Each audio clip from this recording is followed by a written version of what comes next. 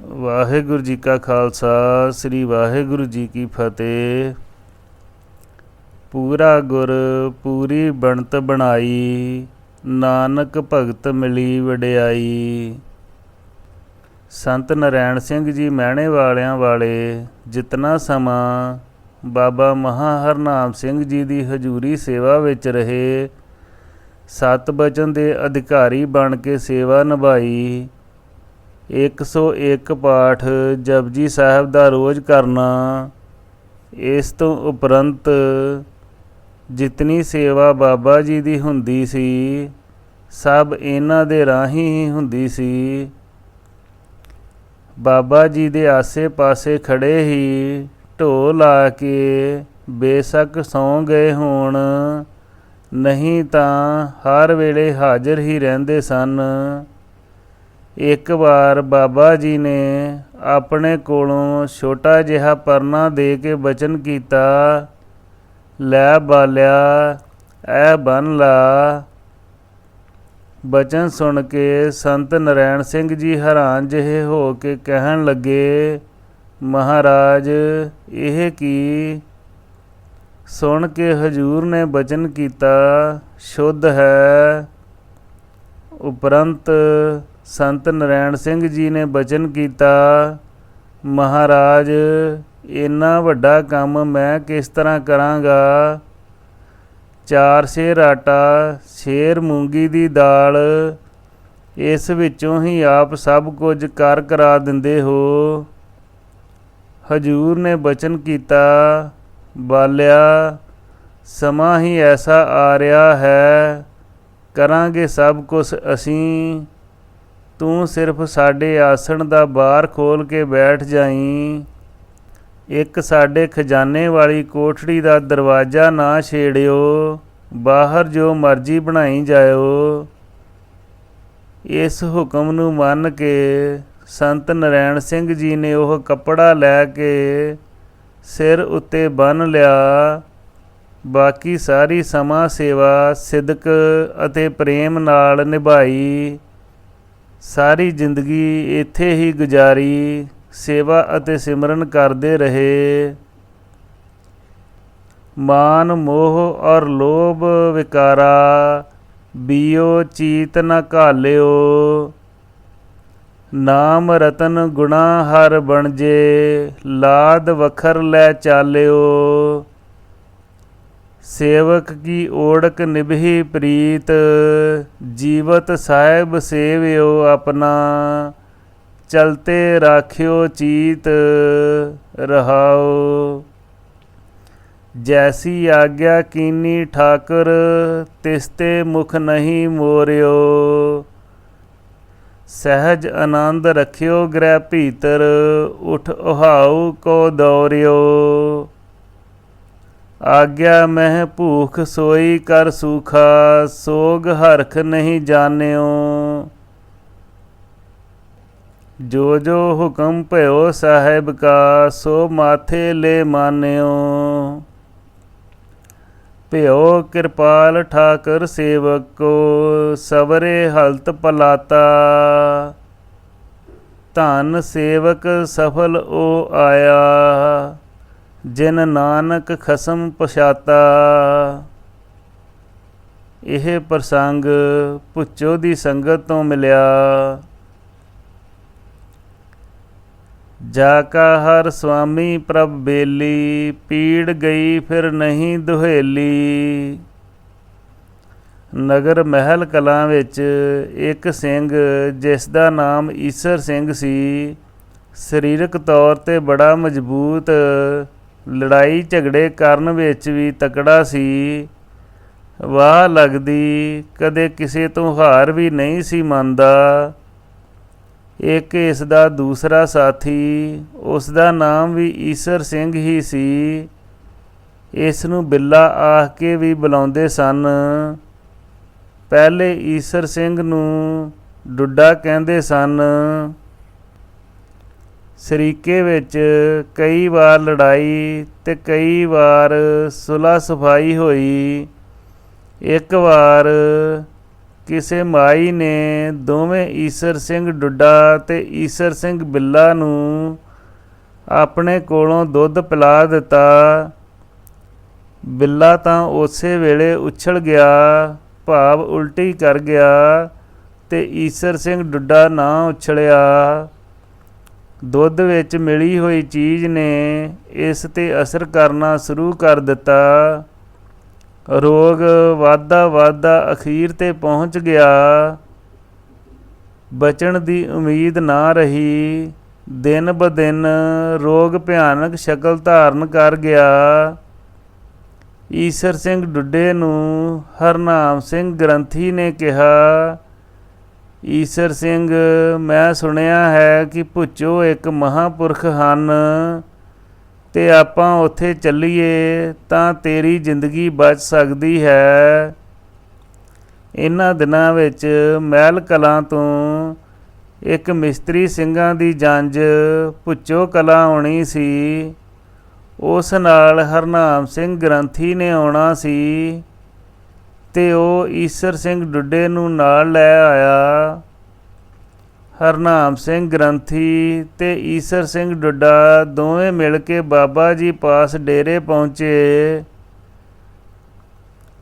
ਬਾਬਾ ਜੀ ਨੇ ਪੁੱਛਿਆ, ਦਰਸ਼ਨ ਕਰਨ ਆਏ ਕਿ ਪ੍ਰਸ਼ਨ ਕਰਨ ਆਏ?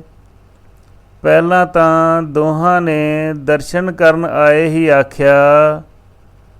ਅੱਗੋਂ ਬਾਬਾ ਜੀ ਨੇ ਮੋੜਵਾਂ ਉੱਤਰ ਦਿੱਤਾ, ਅਜੇ ਤਾਂ ਲੱਡੂ ਖਾਂਦੇ ਫਿਰਦੇ ਹੋ। ਉਪਰੰਤ ਹਰਨਾਮ ਸਿੰਘ ਗ੍ਰੰਥੀ ਨੇ ਈਸਰ ਸਿੰਘ ਡੁੱਡੇ ਵੱਲ ਇਸ਼ਾਰਾ ਕਰਕੇ ਬੇਨਤੀ ਕੀਤੀ, ਮਹਾਰਾਜ, ਇਹ ਬਿਮਾਰ ਬਹੁਤ ਜ਼ਿਆਦਾ ਹੈ, ਇਸ 'ਤੇ ਕਿਰਪਾ ਕਰੋ। ਹਜੂਰ ਨੇ ਬੇਪਰਵਾਹੀ ਦੇ ਅੰਦਾਜ਼ ਵਿੱਚ ਬਚਨ ਕੀਤਾ, ਇਹ ਕਿਸਾਨ ਛਤੜਾ ਇੱਜੜ ਵਿੱਚੋਂ ਚੁੱਕ ਕੇ ਖਾਧਾ, ਇੱਕ ਛਤਰਾ ਉਡਾ ਕੇ ਚੁੱਕ ਕੇ ਖਾਧਾ। ਤੁਹਾਨੂੰ 2 ਜਣਿਆਂ ਨੂੰ ਇਕੱਠਾ ਦੁੱਧ ਪਿਲਾਇਆ। ਇੱਕ ਇੱਟਾਂ 'ਤੇ ਬੈਠਾ ਸੀ, ਉਹ ਤਾਂ ਉਛਲ ਗਿਆ ਤੇ ਬਚ ਗਿਆ, ਤਾਂ ਹੀ ਉਹ ਆਇਆ ਨਹੀਂ, ਤੈਨੂੰ ਪਚ ਗਿਆ, ਤੇਰੀ ਇਹ ਹਾਲਤ ਹੋ ਗਈ। ਇੱਕ ਮਾਈ ਨੇ ਇਹ ਕੰਮ ਕੀਤਾ ਹੈ। ਇਹ ਬਚਨ ਸੁਣ ਕੇ ਈਸਰ ਸਿੰਘ ਡੁੱਡਾ ਅਤੇ ਹਰਨਾਮ ਸਿੰਘ ਗ੍ਰੰਥੀ ਹੈਰਾਨ ਹੋ ਗਏ। ਮਨ ਵਿੱਚ ਯਕੀਨ ਆ ਗਿਆ ਕਿ ਹੁਣ ਜੇ ਮਿਹਰ ਹੋ ਗਈ ਤਾਂ ਜ਼ਿੰਦਗੀ ਬਚ ਸਕਦੀ ਹੈ। ਮਹਾਂਪੁਰਖ ਪੂਰੇ ਹਨ। ਫਿਰ ਬੇਨਤੀ ਕੀਤੀ, ਮਹਾਰਾਜ ਕਿਰਪਾ ਕਰੋ। ਬਾਬਾ ਜੀ ਨੇ ਈਸਰ ਸਿੰਘ ਡੁੱਡੇ ਨੂੰ ਮੁਖਾਤਬ ਕਰਕੇ ਬਚਨ ਕੀਤਾ, ਤੂੰ ਕੁਝ ਪੜ੍ਹਿਆ ਹੈ? ਉਸ ਸਮੇਂ ਹਰਨਾਮ ਸਿੰਘ ਗ੍ਰੰਥੀ ਨੇ ਦੱਸਿਆ, ਜੀ ਮੈਂ ਪੜ੍ਹਿਆ ਹਾਂ ਤੇ ਇਹ ਅਨਪੜ੍ਹ ਹੈ। ਹਜੂਰ ਨੇ ਇੱਕ ਕਾਗਜ਼ ਚੁੱਕ ਕੇ ਤਵੀਤ ਵਾਂਗੂ ਕਰਕੇ 3 ਹਿੱਸੇ ਕਰਕੇ ਬਚਨ ਕੀਤਾ, ਇੱਕ ਨੂੰ ਘੋਲ ਕੇ ਪੀ ਲੈਣਾ, ਦੂਜੇ ਨੂੰ ਅੱਗ ਵਿੱਚ ਸੁੱਟ ਦੇਣਾ, ਤੀਜੇ ਨਾਲ ਇਸ਼ਨਾਨ ਕਰ ਲੈਣਾ। ਔਖੀ ਘੜੀ ਨਾ ਦੇਖਣ ਦੇਈ ਵਾਲਾ ਸ਼ਬਦ ਪੜ੍ਹ ਕੇ ਸਭ ਕੁਝ ਕਰਨਾ। ਆਰਾਮ ਤਾਂ ਬਚਨ ਨਾਲ ਵੀ ਕਰ ਸਕਦੇ ਸਨ, ਪਰ ਇਹ ਇੱਕ ਬਹਾਨਾ ਸੀ। ਉਹ ਸਾਰਾ ਸ਼ਬਦ ਇੱਥੇ ਲਿਖਿਆ ਜਾ ਰਿਹਾ ਹੈ। ਔਖੀ ਘੜੀ ਨਾ ਦੇਖਣ ਦੇਈ ਆਪਣਾ ਬਿਰਦ ਸੰਭਾਲੇ, ਹਾਥ ਦੇਈ ਰਾਖੇ ਆਪਣੇ ਕੋ ਸਾਸ ਸਾਸ ਪ੍ਰਤਪਾਲੇ। ਪ੍ਰਭ ਸਿਉ ਲਾਗ ਰਿਹੋ ਮੇਰਾ ਚੀਤ, ਆਦ ਅੰਤ ਪ੍ਰਭ ਸਦਾ ਸਹਾਈ। ਧਨ ਹਮਾਰਾ ਮੀਤ ਰਹਾਓ, ਮਨ ਬਿਲਾਸ ਭਏ ਸਾਹਿਬ ਕੇ ਅਚਰਜ ਦੇਖ ਬਡਾਈ। ਹਰ ਸਿਮਰ ਸਿਮਰ ਆਨੰਦ ਕਰ ਨਾਨਕ, ਪ੍ਰਭ ਪੂਰਨ ਪੈਜ ਰਖਾਈ। ਨਾਲ ਬਚਨ ਕੀਤਾ, ਤੇਰੇ ਪਿਛਲੇ ਗੁਨਾਹ ਸਭ ਬਖਸ਼ੇ, ਅੱਗੇ ਨੂੰ ਨਾ ਕਰੀ। ਜੇ ਕਰੇਗਾ ਤਾਂ ਅਸੀਂ ਜ਼ਿੰਮੇਵਾਰ ਨਹੀਂ। ਈਸਰ ਸਿੰਘ ਡੁੱਡੇ ਨੇ ਹੁਕਮ ਅਨੁਸਾਰ ਜੋ ਇਲਾਜ ਬਾਬਾ ਜੀ ਨੇ ਦੱਸਿਆ ਕਰ ਲਿਆ। ਸਰੀਰ ਤੰਦਰੁਸਤ ਹੋ ਗਿਆ। ਈਸਰ ਸਿੰਘ ਡੁੱਡੇ ਨੂੰ ਰਾਜੀ ਹੋਇਆ ਵੇਖ ਕੇ ਸਭ ਲੋਕ ਹੈਰਾਨ ਹੋ ਗਏ। ਰਾਜੀ ਹੋ ਕੇ ਫਿਰ ਉਹਨਾਂ ਕੰਮਾਂ ਵਿੱਚ ਲੱਗ ਗਿਆ, ਜਿਸ ਦਾ ਨਤੀਜਾ ਇਹ ਹੋਇਆ ਕਿ ਸਰੀਕੇ ਵਾਲਿਆਂ ਨੇ ਕਿਸੇ ਬਹਾਨੇ ਘਰੋਂ ਬਾਹਰ ਸੱਦ ਕੇ ਕੁੱਟ ਕੇ ਲੱਤ ਭੰਨ ਦਿੱਤੀ ਤੇ ਈਸਰ ਸਿੰਘ ਡੁੱਡਾ ਅਖਵਾਇਆ। ਸਾਰੀ ਜ਼ਿੰਦਗੀ ਖਰੋੜੀ ਤੇ ਤੁਰਦਾ ਰਿਹਾ। ਮਹਾਂਪੁਰਖਾਂ ਦਾ ਪ੍ਰਤੱਖ ਪ੍ਰਮਾਣ ਵੇਖ ਕੇ ਵੀ ਆਪਣੇ ਆਪ ਨੂੰ ਸੰਭਾਲ ਨਾ ਸਕਿਆ। ਖੋਟੀਆਂ ਆਦਤਾਂ ਨਹੀਂ ਛੱਡੀਆਂ। ਭਗਤ ਕਬੀਰ ਜੀ ਦਾ ਕਥਨ ਹੈ, ਜਨ ਭਗਤਨ ਕੋ ਕਹੋ ਨਾ ਮਾਨੋ, ਕਿਉ ਆਪਣੋ ਪਈ ਹੈ। ਦੁਖ ਸੁਖ ਕਰਤ ਮਹਾ ਭਰਮ ਬੂਢੋ, ਅਨਿਕ ਜੋਨ ਭਰਮਈ ਹੈ। ਰਤਨ ਜਨਮ ਖੋਇਓ ਪ੍ਰਭ ਬਿਸਰਿਓ, ਇਹ ਅਵਸਰ ਕਤ ਪਈ ਹੈ। ਸਤ ਸੰਗਤ ਤੋਂ ਟੁੱਟ ਕੇ ਹਰ ਇੱਕ ਦੀ ਇਹੀ ਹਾਲਤ ਹੁੰਦੀ ਹੈ, ਭਾਵੇਂ ਕੋਈ ਕਿਤਨਾ ਵੀ ਸਿਆਣਾ ਕਿਉਂ ਨਾ ਬਣ ਜਾਏ। ਫਰੀਦਾ ਕੋ ਕਹਿੰਦਿਆਂ ਚਾ ਕਹਿੰਦਿਆਂ, ਮੱਤੀ ਦੇਂਦਿਆਂ ਨਿਤ, ਜੋ ਸ਼ੈਤਾਨ ਵੰਝਾਈ ਐ ਸੇਕਤ ਫੇਰੇ ਚਿੱਤ। ਇਸ ਦੇ ਸਾਥੀ ਈਸਰ ਸਿੰਘ ਬਿੱਲੇ ਨੇ ਸਾਰੀ ਜ਼ਮੀਨ ਨਾਨਕਸਰ ਜੋ ਮਹਿਲ ਕਲਾਂ ਵਿੱਚ ਹੈ ਉਸ ਦੇ ਨਾਮ ਕਰਵਾ ਦਿੱਤੀ। ਈਸਰ ਸਿੰਘ ਡੁੱਡਾ ਸਿਰਫ ਇੱਕ ਗੇਟ ਹੀ ਬਣਾ ਸਕਿਆ, ਜਦੋਂ ਕਿ ਚਾਹੁੰਦਾ ਸੀ ਕਿ ਮੇਰੀ ਜ਼ਮੀਨ ਵੀ ਨਾਨਕਸਰ ਮਹਿਲ ਕਲਾਂ ਦੇ ਨਾਮ ਲੱਗੇ, ਪਰ ਲੱਗ ਨਾ ਸਕੀ। ਫਿਰ ਕਿਸੇ ਸਮੇਂ ਈਸਰ ਸਿੰਘ ਡੁੱਡਾ ਭੁੱਚੋ ਡੇਰੇ ਆ ਕੇ ਦਰਸ਼ਨ ਵੀ ਕਰ ਗਿਆ ਸੀ। ਇਹ ਪ੍ਰਸੰਗ ਜੀਤ ਸਿੰਘ, ਨਾਜਰ ਸਿੰਘ, ਸੁਖਦੇਵ ਸਿੰਘ ਮਹਿਲ ਕਲਾਂ ਨੇ ਲਿਖਵਾਇਆ। ਭਰਮ ਭੁਲਾਈ ਸਭ ਜਗ ਫਿਰੀ, ਫਾਵੀ ਹੋਈ ਭਾਲ। ਸੋ ਸੋ ਸਾਤ ਨ ਦੇਵਈ, ਕਿਆ ਚੱਲੇ ਤਿਸ ਨਾਲ। ਇਨਸਾਨ ਦੁਨਿਆਵੀ ਲੋੜ ਪੂਰੀ ਕਰਨ ਵਾਸਤੇ ਨਾਮ ਜਪਦਾ ਹੈ, ਸੇਵਾ ਕਰਦਾ ਹੈ, ਪਰੰਤੂ ਉਸ ਦੀ ਲੋੜ ਪੂਰੀ ਨਾ ਹੋਣ ਕਰਕੇ ਸੇਵਾ ਸਿਮਰਨ ਵੱਲੋਂ ਬੇਮੁਖ ਹੋ ਜਾਂਦਾ ਹੈ। ਜਦੋਂ ਕਿ ਉਹ ਜਿਹੀ ਦੁਨਿਆਵੀ ਮੰਗ ਕਿਸੇ ਬੰਦੇ ਦੀ ਹੋਰ ਪਾਸੇ ਤੋਂ ਪੂਰੀ ਹੋ ਗਈ ਵੇਖਦਾ ਹੈ ਤਾਂ ਮਨ ਵਿੱਚ ਹੋਰ ਕਈ ਤਰ੍ਹਾਂ ਦੇ ਵਿਚਾਰ ਆਉਂਦੇ ਹਨ। ਐਸਾ ਹੀ ਇੱਕ ਕੋਈ ਪ੍ਰੇਮੀ ਕਿਸੇ ਸਮੇਂ ਬਾਬਾ ਆਨੰਦ ਸਿੰਘ ਜੀ ਪਾਸ ਆਇਆ। ਅੱਗੇ ਬਾਬਾ ਆਨੰਦ ਸਿੰਘ ਜੀ ਨਾਮ ਜਪਣ ਦੀ ਵਿਸ਼ੇਸ਼ਤਾ ਦੱਸ ਰਹੇ ਸਨ। ਸਮਾਂ ਵੇਖ ਕੇ ਇਸ ਪ੍ਰੇਮੀ ਨੇ ਵੀ ਆਪਣੇ ਨਾਲ ਵਾਪਰੀ ਸਾਰੀ ਕਹਾਣੀ ਦੱਸੀ ਤੇ ਨਾਲ ਹੀ ਬੇਨਤੀ ਕਰ ਦਿੱਤੀ, ਮੈਂ ਇਤਨਾ ਚਿਰ ਸਿਮਰਨ ਕੀਤਾ, ਮੇਰੀ ਮਾਮੂਲੀ ਜਿਹੀ ਮੰਗ ਪੂਰੀ ਨਹੀਂ ਹੋਈ। ਮੇਰੇ ਨਾਲ ਦੇ ਸਾਥੀ ਆਪਣੀਆਂ ਮੰਗਾਂ ਪੂਰੀਆਂ ਕਰ ਚੁੱਕੇ ਹਨ। ਕਿਤਨਾ ਚਿਰ ਚੁੱਪ ਰਹਿਣ ਤੋਂ ਬਾਅਦ ਬਾਬਾ ਆਨੰਦ ਸਿੰਘ ਜੀ ਨੇ ਬਚਨ ਕੀਤਾ, ਤੂੰ ਭੁੱਚੋ ਪਹੁੰਚ, ਉੱਥੇ ਸਾਡੇ ਗੁਰੂ ਹਨ, ਉਹ ਤੇਰੀ ਸ਼ੰਕਾ ਜਿਵੇਂ ਕਹੇਗਾ ਉਵੇਂ ਹੀ ਪੂਰੀ ਕਰ ਦੇਣਗੇ। ਇਹਨਾਂ ਗੱਲਾਂ ਦਾ ਜਵਾਬ ਉਹਨਾਂ ਪਾਸ ਹੈ। ਇਸ ਹੁਕਮ ਨੂੰ ਸੁਣ ਕੇ ਉਹ ਪ੍ਰੇਮੀ ਤੁਰਦਾ ਤੁਰਦਾ ਭੁੱਚੋ ਪਹੁੰਚ ਗਿਆ। ਜਿਸ ਸਮੇਂ ਇਸ ਸਿੰਘ ਨੇ ਪਹਿਰੇਦਾਰ ਰਾਹੀਂ ਆਗਿਆ ਲੈ ਕੇ ਬਾਬਾ ਜੀ ਪਾਸ ਪਹੁੰਚ ਕੇ ਨਮਸਕਾਰ ਕੀਤੀ, ਹਜੂਰ ਨੇ ਉਸੇ ਵੇਲੇ ਹੀ ਬਚਨ ਕੀਤਾ, ਕੇਸਰਾ, ਮਹਾਂਪੁਰਖਾਂ ਨੇ ਇੱਕ ਨਵਾਂ ਹੀ ਗੋਰਖ ਧੰਦਾ ਸਾਡੇ ਗਲ ਪਾ ਦਿੱਤਾ ਹੈ। ਭਲਾ ਉਹ ਆਪ ਨਹੀਂ ਸੀ ਕਰ ਸਕਦੇ।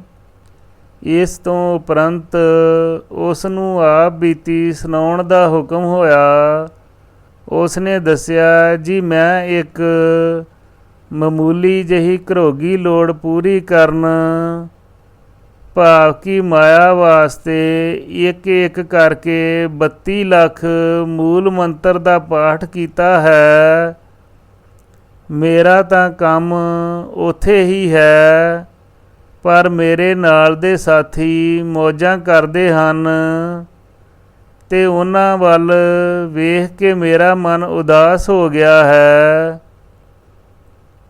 ਇਤਨਾ ਭਜਨ ਨਿਤਨੇਮ ਕਰਨ ਨਾਲ ਜੇ ਛੋਟਾ ਜਿਹਾ ਕੰਮ ਹੀ ਨਹੀਂ ਹੋਇਆ ਤਾਂ ਹੋਰ ਵੱਡਾ ਕਿਵੇਂ ਹੋ ਸਕਦਾ ਹੈ। ਉੱਤਰ ਵਿੱਚ ਬਾਬਾ ਜੀ ਨੇ ਬਚਨ ਕੀਤਾ,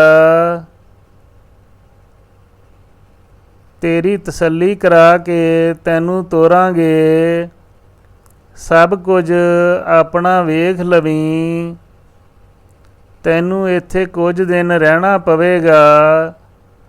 ਉਸ ਨੇ ਸਤ ਬਚਨ ਕੀਤਾ। ਉਪਰੰਤ ਹੁਕਮ ਕੀਤਾ, ਤੂੰ ਰੂਮੀ ਜਾ ਕੇ ਠਹਿਰ। ਲੰਗਰ ਵਿੱਚੋਂ ਪ੍ਰਸ਼ਾਦਾ ਛਕ ਕੇ ਹਾਜ਼ਰੀ ਲਵਾ ਕੇ ਚਲਾ ਜਾਇਆ ਕਰੀਂ। ਮੂਲ ਮੰਤਰ ਦੇ ਪਾਠ ਕਰਨ ਦਾ ਉਸ ਨੂੰ ਫਿਰ ਹੁਕਮ ਹੋਇਆ। ਇਸ ਦੇ ਨਾਲ ਹੀ ਉਸ ਨੇ ਸਤ ਬਚਨ ਕਰ ਦਿੱਤਾ ਅਤੇ ਰੂਮੀ ਰਹਿਣ ਲੱਗ ਪਿਆ। ਤਕਰੀਬਨ 20 ਦਿਨ ਰਹਿਣ ਤੋਂ ਬਾਅਦ ਇੱਕ ਦਿਨ ਉਹ ਮੂੰਹ ਹਨੇਰੇ ਹੀ ਬਾਬਾ ਜੀ ਪਾਸ ਆ ਪਹੁੰਚਿਆ। ਹਜੂਰ ਨੇ ਅਜੇ ਕੋਠੜੀ ਦਾ ਦਰਵਾਜ਼ਾ ਖੋਲ੍ਹ ਕੇ ਸੰਗਤ ਨਾਲ ਬਚਨ ਹੀ ਸ਼ੁਰੂ ਕੀਤੇ ਸਨ। ਇਸ ਨੇ ਆ ਨਮਸਕਾਰ ਕੀਤੀ। ਤਤਕਾਲ ਹੀ ਬਾਬਾ ਜੀ ਨੇ ਬਚਨ ਕੀਤਾ, ਕਿਉਂ ਬਈ, ਤੈਥੋਂ ਖੁਸ਼ੀ ਝੱਲੀ ਨਾ ਗਈ, ਝਟ ਠਹਿਰ ਕੇ ਆ ਜਾਂਦਾ। ਉਸ ਨੇ ਬੇਨਤੀ ਕੀਤੀ, ਜੀ ਆਪ ਜਾਣਦੇ ਹੀ ਹੋ, ਮੈਂ ਕੀ ਦੱਸਾਂ। ਬਾਬਾ ਜੀ ਨੇ ਬਚਨ ਕੀਤਾ, ਹੁਣ ਤੂੰ ਆਪਣੀ ਅੱਖੀਂ ਵੇਖਿਆ, ਆਪੇ ਦੱਸ।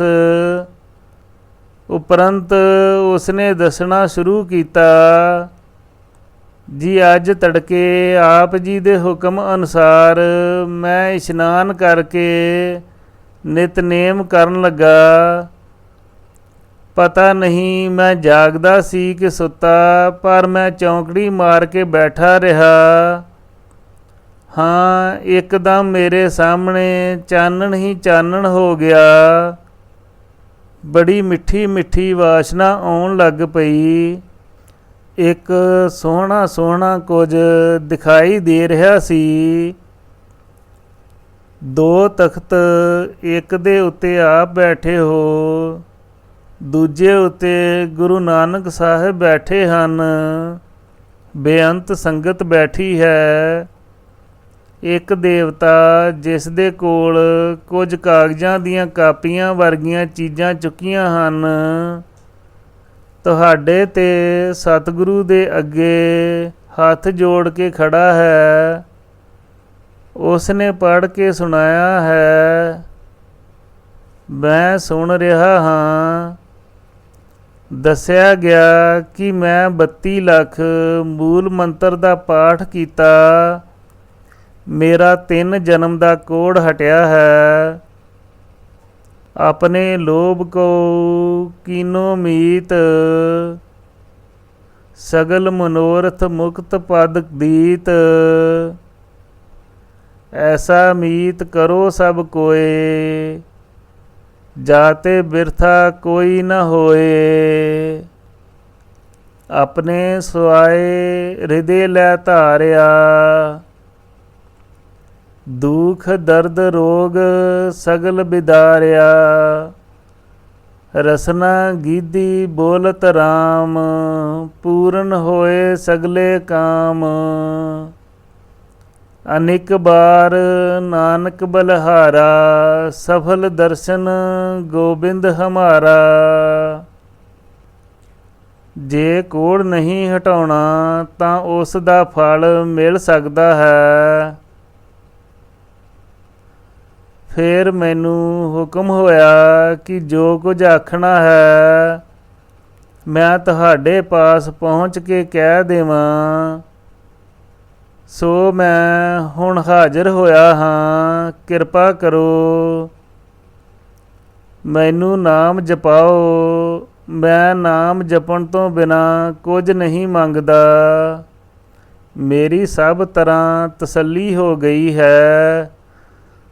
उपरंत बाबा जी ने उस नूं बहुत खुशियां बख्शियां। पूਰਨ पुरख ਦੀ ਮਿਹਰ ਸਦਕਾ ਸਭ ਸੰਸੇ ਨਿਵਰਤ ਹੁੰਦੇ ਹਨ। ਸਾਹਿਬ ਮੇਰਾ ਉਜਲਾ ਜੇ ਕੋ ਚਿਤ ਕਰੇ, ਨਾਨਕ ਸੋਈ ਸੇਵੀਐ ਸਦਾ ਸਦਾ ਜੋ ਦੇ। ਨਾਨਕ ਸੋਈ ਸੇਵੀਐ ਜਿਤ ਸੇਵੀਐ ਦੁਖ ਜਾਏ। ਅਵਗਣ ਵੰਜਨ ਗੁਣ ਰਵੇ, ਮਨ ਸੁਖ ਵਸੇ ਆਏ। ब्रह्मा महेश बिशन सदा, जस जाको गावत। इंद्र कुबेर गणेश शेष, सद शीस निभावत। धर्मराज तरपत रहे सिद्ध साधक डर पाया। डर पे कोला छल बपुरी, जिसने सब ब्रह्मांड भुलाया। आद रूप पोखण भरन सर्ब थान मह सदा सदा। सो रूप महा हरनाम सिंह, आनंद सिंह से नहीं जुदा। यह प्रसंग पिता जी पासों मिलिया। जाको बख्शे मेले सोए, ऐथे ओथे सदा सुख होए। ਗੁਰੂ ਨਾਨਕ ਦੀ ਮਿਹਰ ਪੱਥਰਾਂ ਬਿਰਛਾਂ ਦੇਵ ਦਾਨਵ ਮਨੁੱਖ ਸਭ 'ਤੇ ਹੋਈ। ਸਰਬੱਤ ਨੂੰ ਤਾਰਿਆ ਪਤਾ ਨਹੀਂ ਲੱਗਦਾ। ਇਨਸਾਨ ਦੀ ਸਮਝ ਤੋਂ ਬਾਹਰ ਇਹ ਗੱਲ ਕਦੋਂ ਤੇ ਕਿਵੇਂ ਹੁੰਦੀ ਹੈ। ਮਹਾਂਪੁਰਖ ਦੇ ਮਨ ਮਿਹਰ ਪੈ ਜਾਏ ਤਾਂ ਕਲਿਆਣ ਕਰਦਿਆਂ ਇੱਕ ਸੈਕਿੰਡ ਵੀ ਨਹੀਂ ਲੱਗਦਾ। इस समय बाबा महा हरनाम सिंह जी ने बचन किया, नीला सियां अज तू पहरे ते खड़ना है। एक बांदरां दा तमाशा करन वाला आएगा, उस नूं अंदर लै आवीं। दोपहर तो बाद एक कलंदर जिस दे कोल बांदरां दी जोड़ी सी आया। उपरंत बाबा जी कोल बेनती कर दिती। हजूर उस वेले दुध छक रहे सन ते बचन किया, मौके सिर ही आ गया। कोठी दे बरांडे विच अटकाओ। दुध छकण उपरंत अगे जिन्ने सेवकां नूं सीत प्रसाद मिलदा सी, उस वक्त एक बांदर किवें ना किवें कलंदर कोलों छुट के बाबा जी दे आसन दे बाहर आके बैठ के बोलन लग पिया। बाबा जी ने बचन किया, समझ गए तू मुक्ति मंगदा है। ते बचन किया, बालिया ਟਿੱਲੇ ਉਤੋਂ ਇੱਕ ਠੀਕਰਾ ਲੈ ਕੇ ਉਸ ਵਿੱਚ ਇਸ ਨੂੰ ਸੀਤ ਪ੍ਰਸ਼ਾਦ ਪਾ ਦੇ। ਸੰਤ ਨਰੈਣ ਸਿੰਘ ਜੀ ਨੇ ਹੁਕਮ ਅਨੁਸਾਰ ਇਵੇਂ ਹੀ ਕੀਤਾ। ਜਿਸ ਸਮੇਂ ਬਾਂਦਰ ਨੂੰ ਦੁੱਧ ਪਾਇਆ ਉਸ ਨੇ ਨਾਲ ਦੀ ਨਾਲ ਪੀ ਲਿਆ। ਫਿਰ ਬਾਬਾ ਜੀ ਵੇਖ ਕੇ ਹੱਸਦੇ ਰਹੇ। ਉਪਰੰਤ ਬਾਂਦਰ ਉੱਥੇ ਹੀ ਲੰਮਾ ਪੈ ਗਿਆ ਅਤੇ ਕਲੰਦਰ ਵੀ ਵੇਖ ਰਿਹਾ ਸੀ। ਬਾਬਾ ਜੀ ਨੇ ਬਚਨ ਕੀਤਾ, ਬਾਲਿਆ ਕਲੰਦਰ ਨੂੰ 5 ਰੁਪਏ ਖਜ਼ਾਨੇ ਵਿੱਚੋਂ ਦਿਓ। ਹੁਕਮ ਅਨੁਸਾਰ 5 ਰੁਪਏ ਦੇ ਦਿੱਤੇ ਤੇ ਕਲੰਦਰ ਨੂੰ ਹੁਕਮ ਹੋਇਆ, ਤੂੰ ਹੁਣ ਜਾ, ਇਹ ਸਾਡਾ ਸੀ, ਸਾਡੇ ਕੋਲ ਆ ਗਿਆ ਹੈ, ਇਸ ਦੀ ਮੁਕਤੀ ਹੋ ਗਈ ਹੈ। ਕੁਝ ਸਮੇਂ ਦੇ ਅੰਦਰ ਅੰਦਰ ਹੀ ਬਾਂਦਰ ਸਰੀਰ ਛੱਡ ਗਿਆ। ਕਲੰਦਰ ਹੈਰਾਨ ਹੋ ਕੇ ਪਹਿਲਾਂ ਵੇਖਦਾ ਰਿਹਾ, ਫਿਰ ਚਲਾ ਗਿਆ। ਨਾਮ ਦੇ ਪ੍ਰਤਾਪ ਨਾਲ ਸਭ ਕੁਝ ਹੋ ਸਕਦਾ ਹੈ। ਹਰ ਕੇ ਭਜਨ ਕੌਣ ਕੌਣ ਨਾ ਤਾਰੇ। ਖਗ ਤਨ ਮੀਨ ਤਨ ਮ੍ਰਿਗ ਤਨ। ਬਰਾਹ ਤਨ ਸਾਧੂ ਸੰਗ ਉਧਾਰੇ। ਰਹਾਉ ਦੇਵ ਕੁਲ ਦੈਂਤ ਕੁਲ ਜਖ ਕਿੰਨਰ ਨਰ ਸਾਗਰ ਉਤਰੇ ਪਾਰੇ। ਜੋ ਜੋ ਭਜਨ ਕਰੇ ਸਾਧੂ ਸੰਗ ਜਾਗਤੇ ਦੁਖ ਬਿਦਾਰੇ। ਇਹ ਪ੍ਰਸੰਗ ਮਾਤਾ ਪਿਤਾ ਪਾਸੋਂ ਮਿਲਿਆ। ਇੱਕ ਵਾਰ ਛੋਟਾ ਝੰਡਾ ਸਿੰਘ ਤੋਂ ਸੁਣਿਆ। ਸ੍ਰੀ ਵਾਹਿਗੁਰੂ ਜੀ ਕਾ ਖਾਲਸਾ, ਸ੍ਰੀ ਵਾਹਿਗੁਰੂ ਜੀ ਕੀ ਫਤਿਹ। ਗੁਰੂ ਪਿਆਰੀ ਗੁਰੂ ਸਵਾਰੀ ਸਾਧ ਸੰਗਤ ਜੀ, ਆਪ ਜੀ ਦੀਆਂ ਅਸੀਸਾਂ ਅਤੇ ਬਾਬਾ ਜੀ ਦੀ ਕਿਰਪਾ ਨਾਲ 11ਵੀਂ ਕਿਤਾਬ ਦੀ ਸਮਾਪਤੀ ਹੋਈ ਹੈ। ਕੱਲ੍ਹ ਤੋਂ 12ਵੀਂ ਕਿਤਾਬ ਦਾ ਸ਼ੁਭ ਆਰੰਭ ਕਰਾਂਗੇ ਜੀ। ਅਸੀਸਾਂ ਬਖਸ਼ਣੀਆਂ। ਸ੍ਰੀ ਵਾਹਿਗੁਰੂ ਜੀ ਕਾ ਖਾਲਸਾ, ਸ੍ਰੀ ਵਾਹਿਗੁਰੂ ਜੀ ਕੀ ਫਤਿਹ।